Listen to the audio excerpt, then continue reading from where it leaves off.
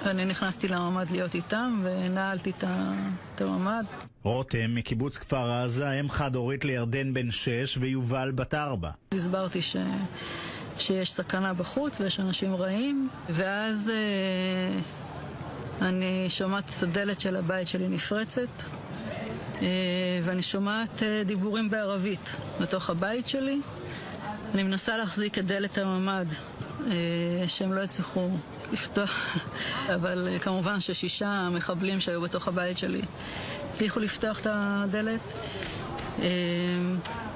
הם ירו כדור אחד על הדלת כדי לפתוח, במזל הדלת נפתחה והכדור רק שרט אותי והמשיך ופגע בארון, והם נכנסים ואני אומרת להם, יש לי פה 2 ילדים. הדבר הראשון שאני אומרת להם, בעברית? לא, באנגלית. הם מסתכלים ואז אחד אומר לי באנגלית, אל תדאגי, אני מוסלמי, אנחנו לא נפגע בכם. זה תפס אותי מצד אחד בהפתעה, מצד שני זה הוריד לי הרבה לחץ, וישבתי עם הילדים שלי, והמחבלים הביאו כיסא מהפינת אוכל.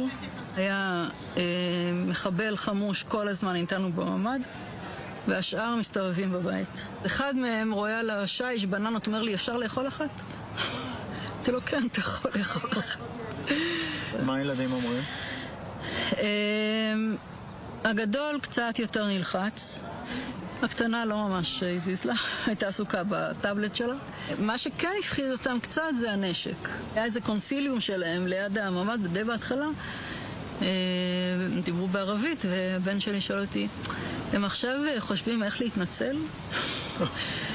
אמרתי לו שכנראה שלא. הם היו אצלי בערך 2 שעתיים. בסוף 2 השעתיים האלה אחד מהם סוגר לסדל את הממ"ד והם יוצאים. זהו.